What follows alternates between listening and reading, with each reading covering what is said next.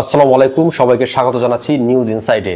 যুদ্ধের দামামায় এবার দক্ষিণ পূর্ব এশিয়ার দুই দেশ থাইল্যান্ড ও কম্বোডিয়া সীমান্তে সংঘর্ষে এরই মধ্যে নিহত হয়েছেন কমপক্ষে 12 জন। কূটনৈতিক উত্তেজনা ও তুঙ্গে রাষ্ট্রদূত সহ শীর্ষ কর্মকর্তাদের পাল্টাপাল্টি বহিষ্কারের ঘটনা ঘটেছে। ভ্রমণে বাংলাদেশিদের প্রিয় দুই গন্তব্য থাইল্যান্ড ও কম্বোডিয়া, কারণ দুই দেশ পাশাপাশি। থাইল্যান্ডে গেলে অনেকেই ঘুরতে যান কম্বোডিয়ায়ও। কেন হঠাৎ প্রতিবেশী এই দুই দেশের মধ্যে যুদ্ধের মতো পরিস্থিতি তৈরি হলো? সামরিক শক্তিতে কে এগিয়ে, আর কোথায় গিয়েই বা শেষ হতে পারে এই দ্বন্দ্ব? 24 জুলাই 2025 থাইল্যান্ড কম্বোডিয়ার সীমান্তবর্তী অঞ্চলে তীব্র গোলাগুলির ঘটনা ঘটে। থাইল্যান্ডের সেনাবাহিনীর দাবি, কম্বোডিয়া রকেট ছুড়ে তাদের দিকে আক্রমণ চালায়। কম্বোডিয়ার পাল্টা দাবি, থাই বাহিনী প্রথমে একটি ধর্মীয় স্থানে ঢুকে আগ্রাসী আচরণ করে। থাইল্যান্ড জানায়, কম্বোডিয়ার হামলায় মারা গেছে 11 জন বেসামরিক নাগরিক, এর মধ্যে রয়েছে 8 বছরের এক শিশু এবং 15 বছরের এক কিশোর। এছাড়া একজন সামরিক কর্মকর্তা নিহত হয়েছেন ডিউটিতে থাকার সময়। ল্যান্ডমাইনে এক থাই সেনার পা উড়ে গেছে। থাইল্যান্ডের সেনাবাহিনী এই ঘটনার পর ব্যাপক প্রতিক্রিয়া দেখায়। কম্বোডিয়ার বিভিন্ন সামরিক স্থাপনায় শুরু করে বিমান হামলা। অন্যদিকে কম্বোডিয়া তাদের পক্ষ থেকে হতাহতের সংখ্যা প্রকাশ করেনি, তবে দাবি করেছে থাই বাহিনী ব্যাপক বিমান হামলা চালিয়েছে। হামলা পাল্টা হামলায় দ্রুত উত্তেজনা বাড়ে। তবে এই সংঘর্ষ কোনো আকস্মিক ঘটনা কিন্তু নয়। এই অঞ্চলের বিরোধিতার শিকড় গেঁথে আছে এক শতাব্দী পেছনে, ফরাসি ঔপনিবেশিক আমলে। 1904 সালের একটি চুক্তিতে থাইল্যান্ড ও ফ্রান্স সীমান্ত নির্ধারণ করলেও পরবর্তীতে তৈরি হয় বিরোধ। মূলে রয়েছে সীমান্তে অবস্থিত প্রাহগুয়ার মন্দির। এটি কম্বোডিয়ার উত্তর সিম রিয়াপ প্রদেশে থাইল্যান্ড সীমান্ত ঘেঁষা পাহাড় চূড়ায় অবস্থিত।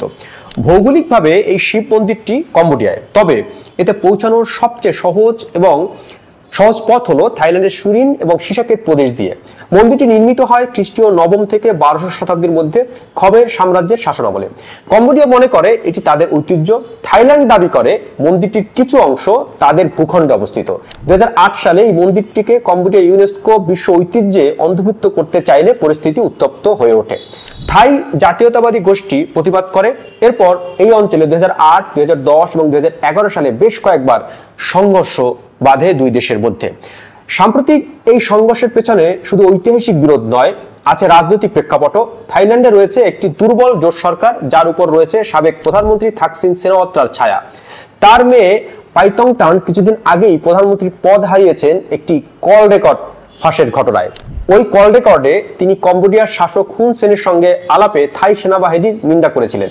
কম্বোডিয়ায় সদ্য ক্ষমতায় এসেছেন হুন মানেত, যিনি দেশের দীর্ঘদিনের শাসক হুন সেনের ছেলে। যদিও তিনিই এখন দেশের সরকার প্রধান, কিন্তু ধারণা করা হয় মূল সিদ্ধান্ত নিচ্ছেন হুন সেনই। এই সংঘাতকে অনেকেই দেখছেন হুন সেনের জাতীয়তাবাদী ইমেজ পুনরুদ্ধারের হাতিয়ার হিসেবে। সংঘর্ষের প্রভাব ছড়িয়ে পড়েছে দুই দেশের সাধারণ মানুষের জীবনেও।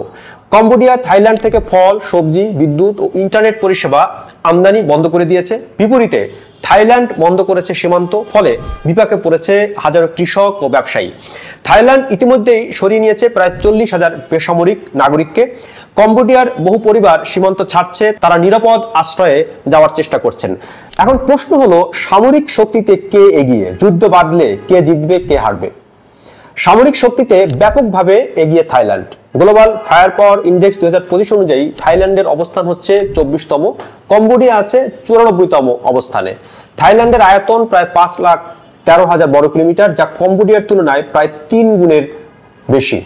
এটি দক্ষিণ পূর্ব এশিয়ার বৃহত্তম দেশগুলোর একটি। বিপরীতে কম্বোডিয়ার আয়তন প্রায় 1,81,000 বর্গ কিলোমিটার। এর মানে কম্বোডিয়ার ভৌগোলিক বিস্তৃতি তুলনামূলকভাবে অনেকটাই ছোট থাইল্যান্ডের তুলনায়। জনসংখ্যার দিক থেকেও থাইল্যান্ড অনেক এগিয়ে। 2025 সালের হিসাব অনুযায়ী থাইল্যান্ডের জনসংখ্যা প্রায় 7,30 লাখের কাছাকাছি, যেখানে কম্বোডিয়ার জনসংখ্যা মাত্র 1,70 লাখের মতো।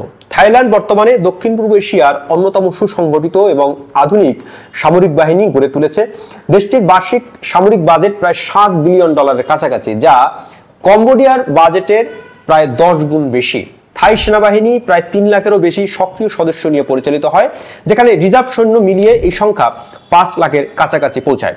তাদের কাছে রয়েছে অত্যাধুনিক যুদ্ধ বিমান, যেমন সুইডেনের JAS-39 গ্রিপেন ও যুক্তরাষ্ট্রের F-16। এছাড়া চীনের সঙ্গে সাম্প্রতিক সামরিক ক্রয় চুক্তির আওতায় তারা VT-4 নামের অত্যাধুনিক ট্যাঙ্কও যুক্ত করেছে তাদের বহরে। থাইল্যান্ডের নৌবাহিনীও উল্লেখযোগ্যভাবে উন্নত, যারা আধুনিক যুদ্ধজাহাজ ও সাবমেরিন সংযুক্তির মাধ্যমে তাদের সামুদ্রিক সক্ষমতা বাড়াচ্ছে।